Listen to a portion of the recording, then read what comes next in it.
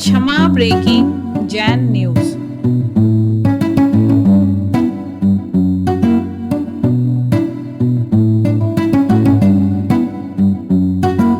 राजेंद्र जैन मेरठ से पूछते हैं, नमोस्तु महाराज जी, आर्ष ग्रंथ से क्या तात्पर्य है और द्रव्य मिथ्यात्व और भाव मिथ्यात्व में क्या अंतर है और विषय योजना क्या होती है? आर्ष परंपरा। ओम शांति।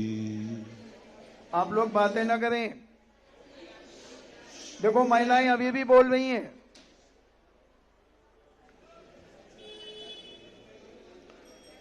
आर्ष परंपरा का अर्थ होता है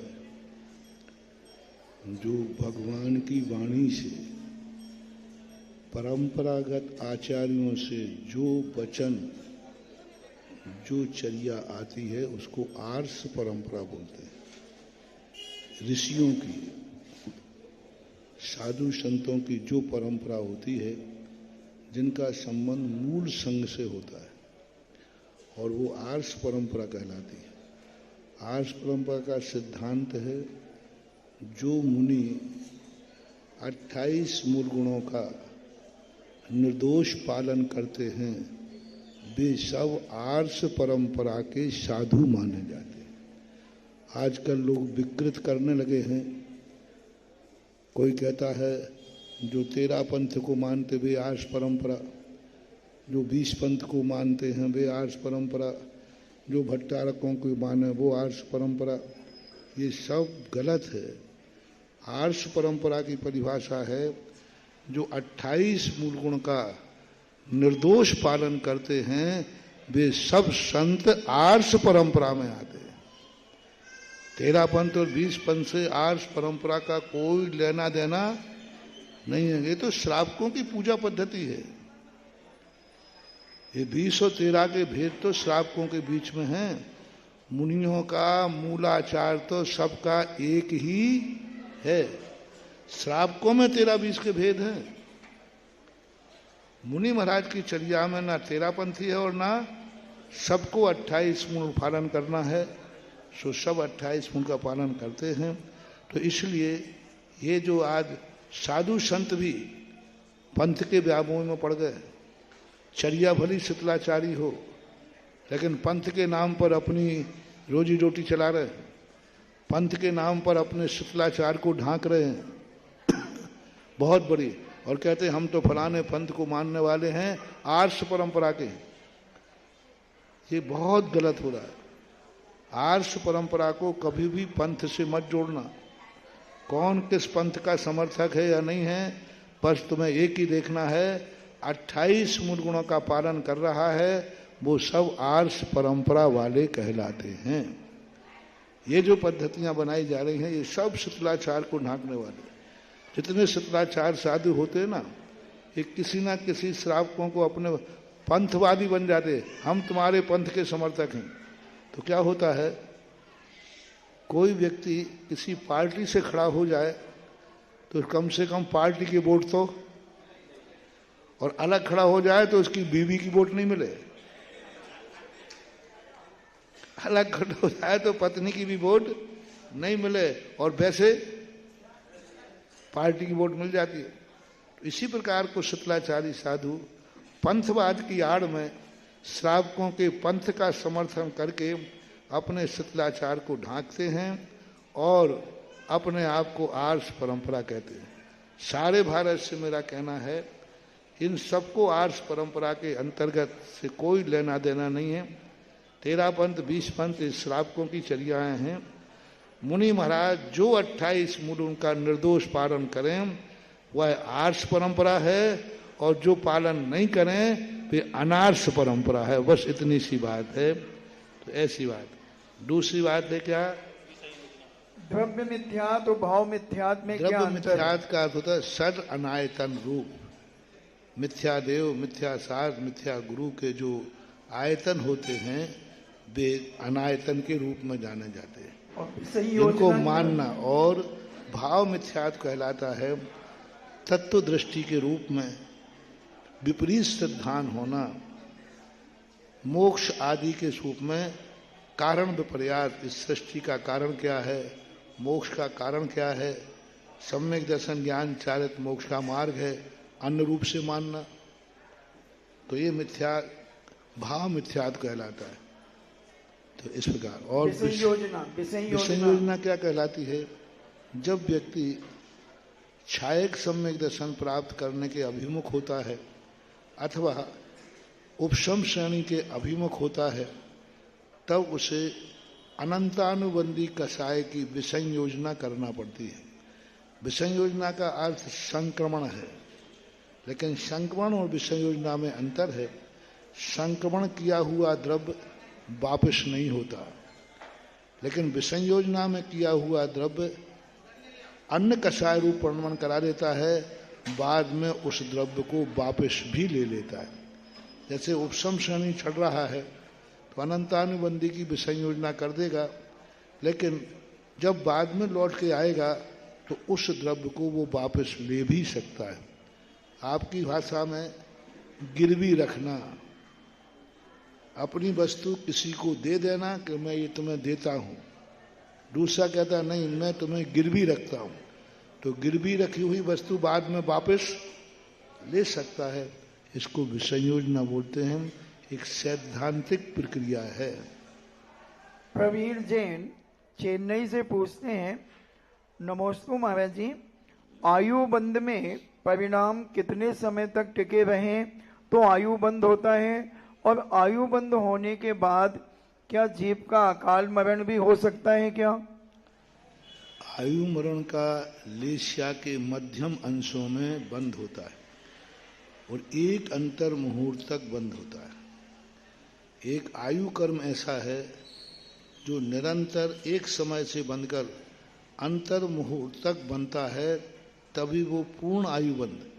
सभी कर्म एक समय बढ़ती हैं, एक समय बनते हैं, लेकिन कुछ कर्म ऐसे हैं, आयु कर्म जो है वो एक अंतर मुहूर्त तक ही बंधेगा। जब भी बंद होता है एक अंतर मुहूर्त तक उसका बंद होता है। आयु बंद होने के बाद अकाल मरण नहीं होता है, ऐसा मानना चाहिए। राजीव जैन रायपुर से पूछते हैं, नमोस्तु महाराज जी, आत्मानुशासन किसे कहते हैं? आत्मानुशासन का अर्थ है आत्मा को परमुखी नहीं होने देना, आत्मा को पराधीन नहीं होने देना।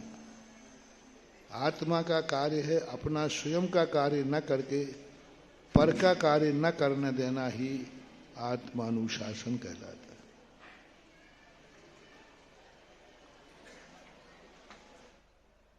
डॉक्टर मगन जैन आष्टा से पूछते हैं, परम पूज्य मेरे आराध्य गुरुदेव के चरणों में बारंबार नमोस्तु, स्वरूप की उपलब्धि का स्वरूप कैसा होता है? स्वरूप की उपलब्धि, स्वरूप में तो सदा वस्तु रहती है, लेकिन स्वरूप जब बिगड़ जाता है तो उस संयोगी भाव से अपने आप को हटा लेना। स्वरूप जैसे जल का स्वरूप शीतल है, लेकिन अग्नि के संयोग से वह गर्म हो जाता है, तो जल को अग्नि के संयोग से दूर कर देना ही अपने स्वरूप में स्थित होना है। स्वरूप प्राप्त नहीं किया जाता, बस विद्रूपता को हराया जाता है। स्वभाव प्राप्त नहीं किया जाता है, विभाव को हटाया जाता है।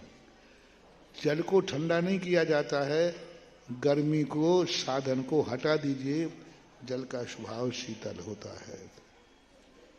महेंद्र जैन पत्रकार इंदौर से पूछते हैं, गुरुवर नमोस्तु, संशय मिथ्यात्व क्या है और इसका क्या दोष लगता है? किसी भी चीज का निर्णय नहीं कर पाना, क्या पता मोक्ष है कि नहीं, हम त्याग तो कर रहे हैं, इसका फल मिलेगा कि नहीं, महाराज तो कह रहे हैं लेकिन क्या पता ठीक है कि नहीं।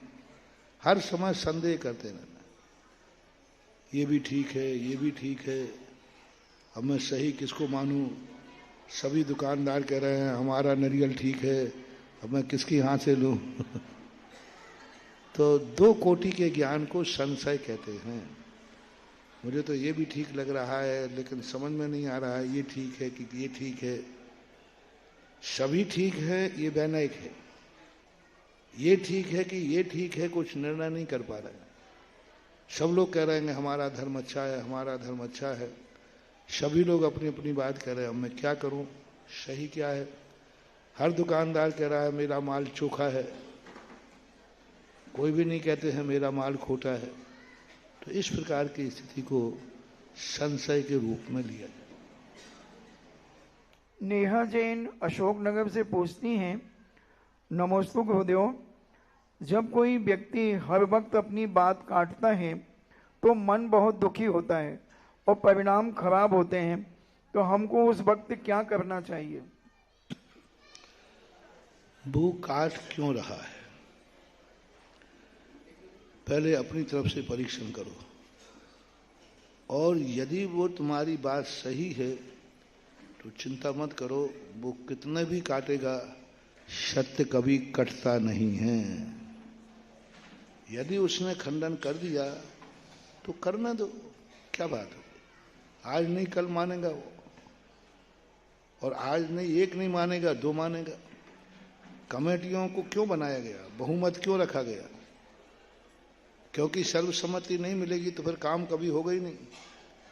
तो उन्होंने कहा बहुमत का आधार कर लो, बहुमत है तो पार से विरोध करने वाले को करने दो। और उस समय खंडन करने वाले के संबंध में यही सोचना चाहिए, ये खंडन नहीं कर रहा है, हमें अपने आप को मजबूत कर रहा है। संग मैंने कहा था ना, विपदा से घबराओ मत, विपदा आने पर मजबूत बनो। संकट इसलिए नहीं आते हैं कि तुम घबरा जाओ, संकट इसलिए आते हैं कि तुम मजबूत हो जाओ। तुम क्या हो, गमले के पेड़ हो। अब गमले के पेड़ में एक दिन पानी नहीं मिले तो, और जंगल का पेड़ राम भरोसे जे रहे पर्वत पर। हाँ, तो पर्वत के पेड़ देखो कितना पानी मिलता भी है, हवा भी आती, सब आती, फिर भी अपनी जिंदगी बचाता है। तो संकटों को, विपरीत परिस्थितियों से भागो मत, मजबूत बनो। और जितनी जितनी विपरीत परिस्थितियां आएंगी उसमें यदि तुमने समता धारण कर लिया तो तुम्हें इतनी मजबूती आ जाएगी कि वह मजबूती के कारण कभी तुम्हें हिला नहीं पाएगा।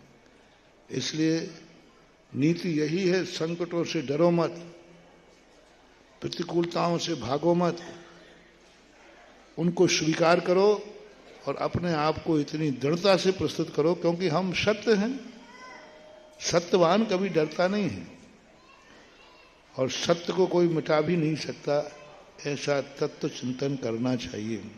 और जहां अपनी नहीं चलती है वहां पर दोषवादे च मौन्यम, सत्य होकर के भी मौन धारण करो,